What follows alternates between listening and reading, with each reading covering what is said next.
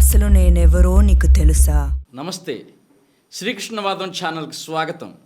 ఈ వీడియోలో ఇప్పుడు మనం ఈరోజు అంటే 2026 జూన్ 19న రిలీజ్ అయిన సమంత మా ఇంటి బంగారం సినిమా గురించి మాట్లాడుకుందాం.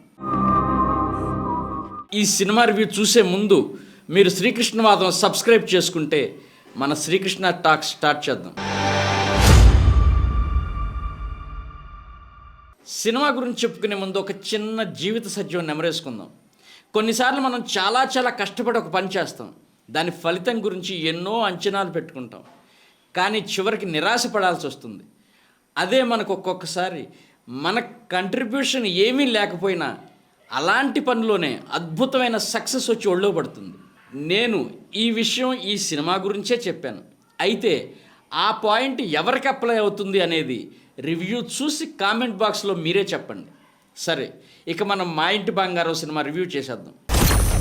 త్రలాలా మూవింగ్ పిక్చర్స్ బ్యానర్పై సమంత, రాజ్ నిడుమోరు, హిమాంక్ రెడ్డి దువ్వూరు నిర్మించిన ఈ సినిమాకి బివి నందిని రెడ్డి దర్శకత్వం వహించారు. క్రియేటెడ్ బై రాజ్ నిడుమోరు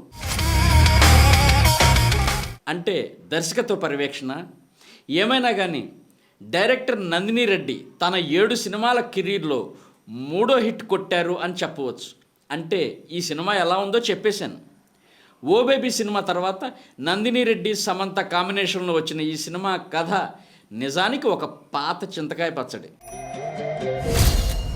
కానీ రుచికరంగా అనిపించినప్పుడు అది పాత చింతకాయ పచ్చడైనా ఎంటర్టైనింగ్ సినిమా కోసం ఆకలి మీద ఉన్న ప్రేక్షకులకు అది విందు భోజనం లాంటిదే కదా. ఈ తరహా కథల్ని లేదా ఇలాంటి కథల్ని మనం చాలా చూసాం. అయినా దాన్ని ఆసక్తికరంగా నడిపించినప్పుడు ఎంజాయ్ చేయడానికి ఎలాంటి ఇబ్బంది ఉండదు. సమంత, గుల్షన్ దేవయ్య, దిగంత్, మంజూష, శ్రీముఖి, గౌతమి, శ్రీలక్ష్మి, ఆనంద్ తదితరులు నటించిన ఈ సినిమా మొదటి నుంచి చివరి వరకు ఎక్కడా బోర్ కొట్టకుండా ఎంగేజింగ్గా సాగిపోతుంది. కథ విషయానికి వస్తే, బల్లవరం అనే ఊళ్ళో ఒక పార్టీ నాయకుడు మోతుబరి ఆనంద్, ఆయన భార్య గౌతమి. రెండో కొడుకు ఆ ఊళ్ళోనే పోలీస్ స్టేషన్లో పోలీసు ఉద్యోగి. అతని భార్య అంటే ఆ ఇంటి రెండో కోడలు శ్రీముఖి. తనే నిజానికి ఆ ఇంటి బంగారం. పెద్ద కొడుకు డాక్టర్ అనిరుద్ధ్ తన భార్య సమంతతో తన చిన్న చెల్లెలి పెళ్లికి తండ్రికి తెలియకుండా తమ్ముడు పిలుపుతో వస్తాడు. కుటుంబం ఆమోదం లేకుండా సమంతను పెళ్లి చేసుకోవడంతో కొన్నేళ్లుగా ఆ ఇంటికి దూరంగా ఉంటున్న ఆ జంట తమ ఇంటికి రావడంతో కథ మొదలవుతుంది. అత్తగారు ఇల్లు ఇంకోసారి ఆలోచించుకో.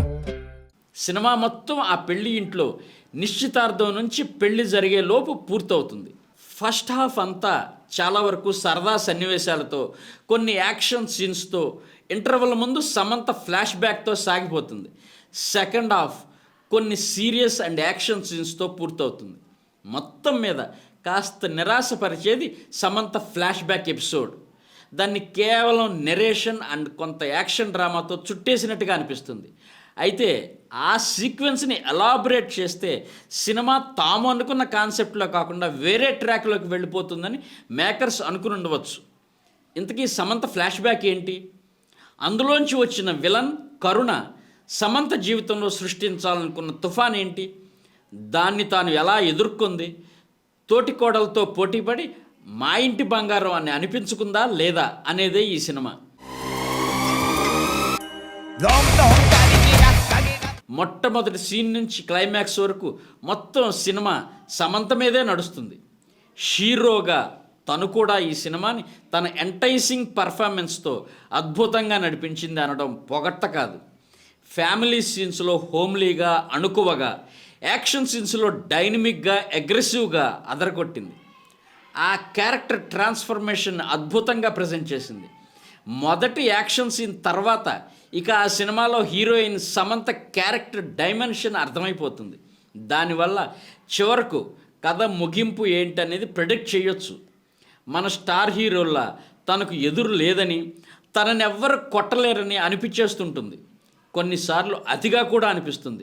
ఉదాహరణకి బస్సులో యాక్షన్ సీన్ చూస్తే మీకు అలాగే అనిపించవచ్చు.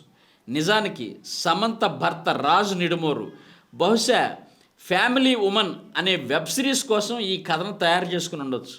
అయితే చివరికి సినిమాగా తీయాలని నిర్ణయించుకుని ఉండొచ్చు. దీని స్కోప్ సిరీస్కి తక్కువ, సినిమాకి ఎక్కువ అన్నట్టు అయింది. అందుకే కొన్నిసార్లు కథనం జంప్ అయినట్టు, జర్కిచ్చినట్లు అనిపిస్తుంది. నటీనటుల పెర్ఫార్మెన్స్ గురించి చెప్పాలంటే సమంత గురించి ఎంత చెప్పినా తక్కువే. ఇక మిగతా వారి గురించి చెప్పడానికి వారికి ఉన్న స్పేస్ చాలా తక్కువ. శ్రీముఖి తన క్యారెక్టర్ని పరిధుల మేరకు డిగ్నిఫైడ్గా, సటిల్డ్గా నటించింది. అయితే ఇందులో సమంత ఫ్రెండ్గా చేసిన మంజుష మాత్రం చాలా మంచి పర్ఫార్మెన్స్ ఇచ్చింది. Let's come on. వారిద్దరి మధ్య అచ్చమైన తెలుగు కామెడీ తెలుగు సినీ ప్రేక్షకులకు చాలా కాలం తర్వాత మంచి సరదా అనుభూతినిస్తుంది. తెలుగు సినిమాల్లో అవకాశం ఇస్తే, అవసరం అంటూ వస్తే మంజుష మంచి లేడీ కమేడియన్గా బిజీ అవుతుంది. విలన్ గుల్షన్ దేవయ్య గురించి హిందీ సినిమాలు చూసేవారికి ప్రత్యేకంగా చెప్పక్కర్లేదు.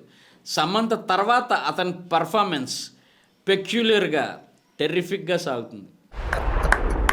అట్లానే ఉన్నావు.